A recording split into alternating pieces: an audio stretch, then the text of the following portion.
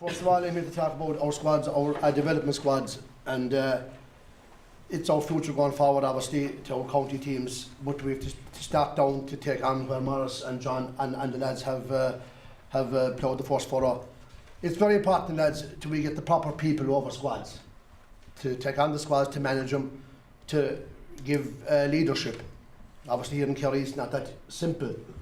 But going forward, like to identify the proper talent in the county and then to work with it, it's very important that we get the proper people. You know, you got to get boys with vision that want to go the long haul and that know where they're going.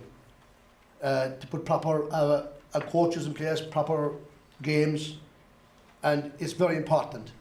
And I think people don't think that it is important, but going forward for a county, till we reach where we want to go, it all starts down with our squads. It's very important to get a proper manager. He don't have to be an All-Ireland with the medals hanging out of his pocket once he has good vision, good leadership and good skills in that department. But it's very important to have people with him who have been there and done that.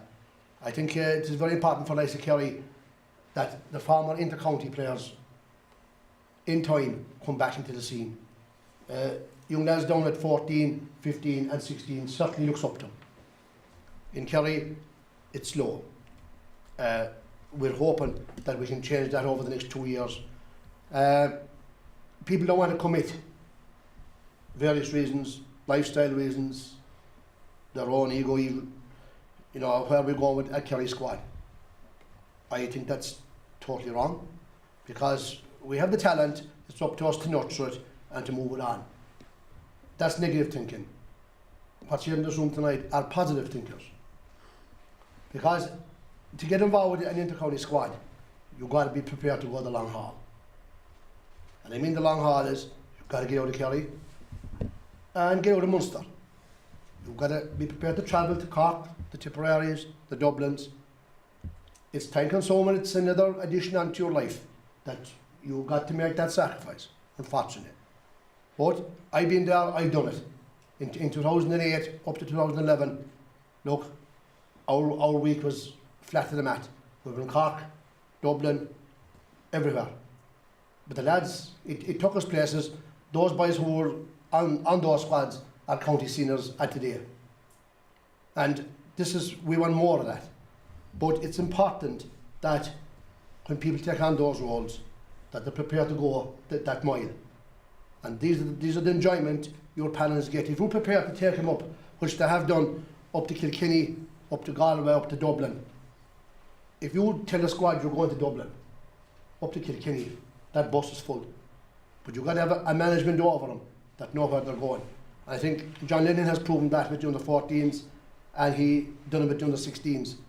Who are now our current minors. And they saw what's going on out in the other counties. They get to meet inter-county players in those counties. They get to meet former inter-county players. I think they have met Brian Cody, Jimmy Barry Murphy, all those boys. And they enjoy that. But it's massively important. For a squad to prepare, there's a lot of issues, a lot of walls that have come up against. Fixtures, number one. A good under-16 player, for example, is up at the minors, minor football, minor hurling, club, county, maybe with a district. He's pulled all over the place. The fixtures is chronic. They're certainly not put in place to support our squads. And I can see parents, you know, they have a big knock-on effect with that too. They're out every day of the week. And from a player's welfare, that's not healthy either. But I think the fixture thing needs to be looked at, that there's a window put in for the squads to get ready. Their main competitions are in May and end of August, and it's up to the management in between what they do for them. But that is one area that our squads find very hard to deal with. The other thing for a squad management, if you're prepared to get involved with it, and this is what I would be looking for, and I think the boys here will be of the same opinion. You go in there for a 3-year period, 4-year period. If you come in with a good squad, there's no point in walking away from it next year. In Clare, up in Offaly, and other places, you've got to be prepared to get up into minor with them. There's no point in coming out after year one and say, with a good team, walk away from it. I think up in Clare, I think the one example of that is Don Hallam and O'Connor, the two of them. I think that was the best combination that I've seen going forward.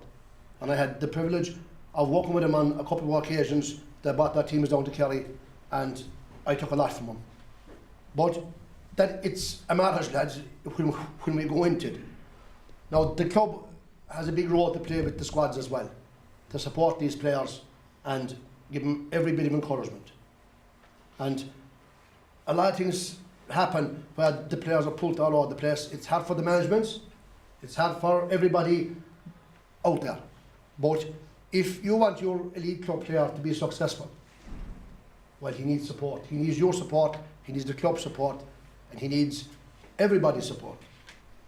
Our dual players is an issue that I have a fierce problem with. I'm not going to stop no fella of playing football. But here in Kerry we have a serious breakdown in communication with our development squads. And I think we've experienced it, all of us here and John down there. The dual player is put under tremendous pressure.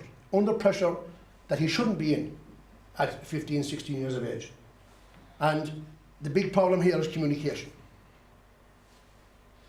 The hurlers suffer, but I'm very proud to say on the minor football team that won last year, that they won the All-Ireland, there were 7 hurlers in that. It's not something nice that the football people like to hear, but I'm proud about it. One of them won 2 All-Irelands last year. He won a minor B and an All-Ireland minor football. Why did he win the 2 of them? He said, I want to play hurling for Kerry, and he stuck with it. The other boys on the panel didn't, but they still play hurling with their clubs, and I congratulate them obviously. But our dual players, we have them, they're good footballers too, but a small bit of communication would make everybody happy. It's down to putting a plan in place and everybody talking to each other. But unfortunately in Kerry, that doesn't happen. And it's what way we can do it, there's only one way we can do it, is through dialogue and to communicate about it. But these are the big problems that we have with squads. And the other thing as well is that people get onto a squad and they get in there and they say, look, sure, Jesus, we're going up into a tournament up in Cork, we're going to get blown out of it. Well, I disagree. If we prepare to go to these tournaments with the proper coaches, the proper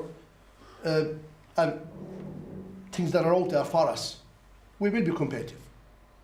But it comes down to proper management over the squads. And like I say, it only can come with experience. But a good manager over a development squad and good people with him. And if we have that good talent with you, which we have in the county, we have buckets of it.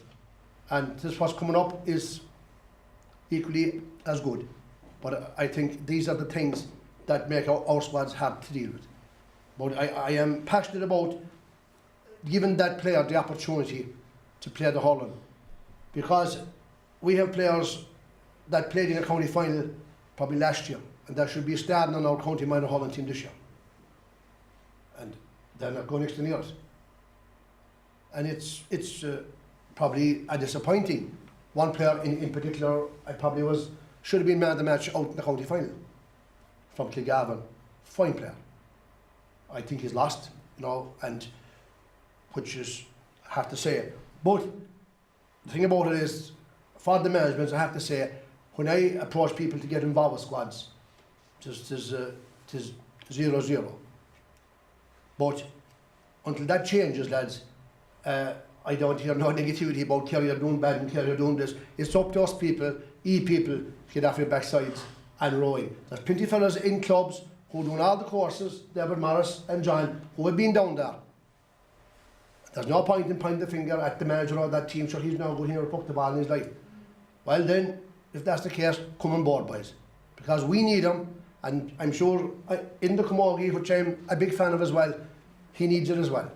We're there all to help each other because it's our own daughters, our own brothers and sisters who are there. But clubs would want, I think, if clubs having pride in themselves to get a guy involved in an inter-county squad, there's something wrong. I do ask the question, do the clubs want the county squads?